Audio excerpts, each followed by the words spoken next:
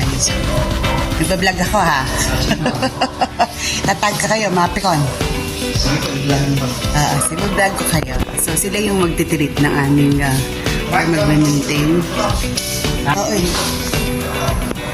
So, kaway-kaway sa vlog ko from Mapicon.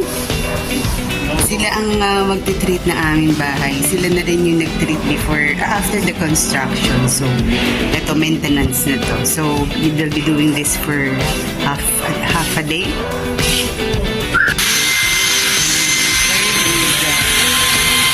Ano to? Tubig na may solution na yan? Hindi pa? Tubig lang? Tubig pa lang po. Pero dyan ilalagay yan.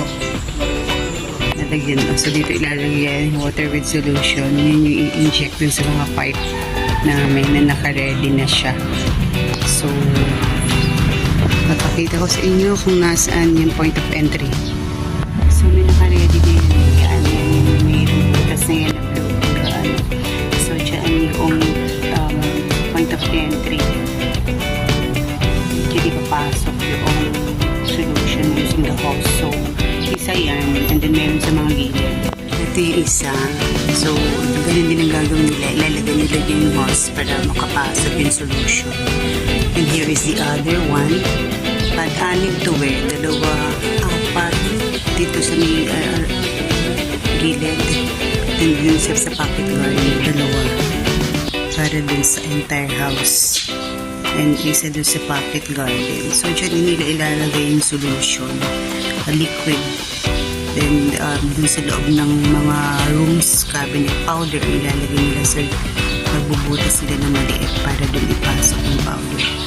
So, ito sa pocket garden, yung dalawa. Yan. So, dyan din nila i-inject yung solution sa tube na yan, sa pipe na yan. Sa outlet, chine-check kasi yun yung possible entry. So, yun daw. Posibleng daanan yung mga hose outlet. So, alipin din nila. Nag-mask ako kasi nag-inject sila. Powder naman yung nagamit nila kasi outlet to. So, yung solution yung nagamit nila pang powder. By the way, it's Mapicon. Yan ang aming tagapag-maintain. Sinasabi na yung pulbos na to. Hanggat hindi siya nababasa.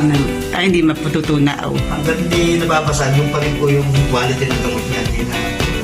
Hindi naman mababasa yan kasi nasa loob. Tapos, ganito nga, kung nilagyan, anytime pwede ko rin siya saksakan kasi dry yung pulbos.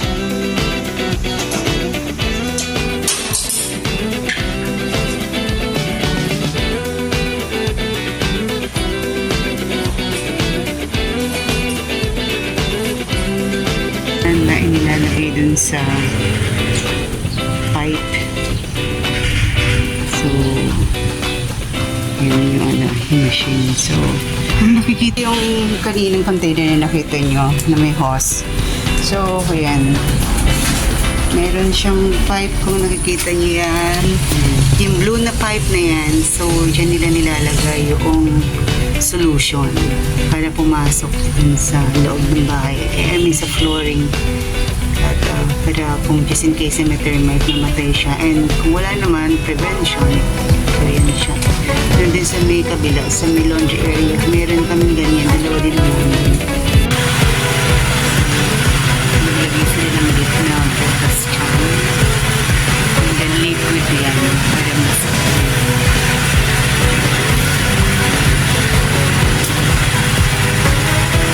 na siya, emptied. Nandiyan yung mga bag ko nilalagay, and of course yan kami maliit na boat. Nalagyan ko rin ng bag yung kitchens ko. Yun naman in charge, dry naman to dry. Yan. So, meron pa kaming storage room and then maid's room pa. Hindi pa alapay pantry. So, ito ang aking auxiliary kitchen. On the time nito ako niluluto. Hindi lang sa loob. So,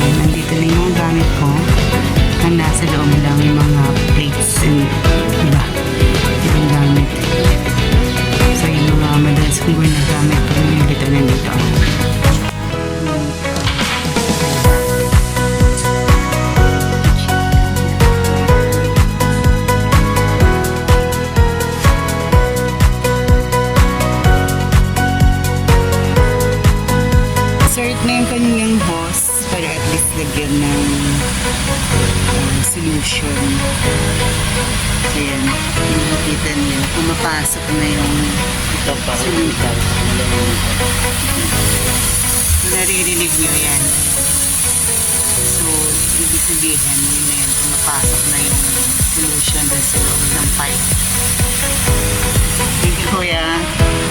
Start na siyang mag-spray around the vicinity. Binabaon niya yung pipe para pumasok yung water ng solution noon sa kailangan. So, ayan yung solution. Paligiran mo. Lalagyan niyo yung paligid ng bahay.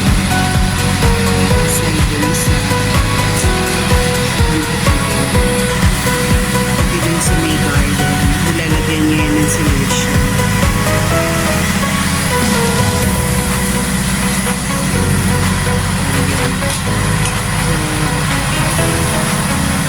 So, every corner, every edge, yun lalagyan niya.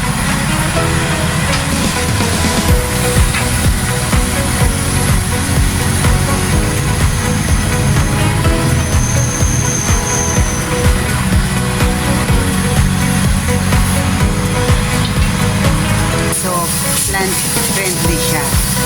Pwede mong spray dun sa halaman just in case meron din mga iba-ibang insect doon. You can kill the insect. So, ayan siya. Totally disinfect or prevention, anti-termite. Nandito na tayo sa kabilang side.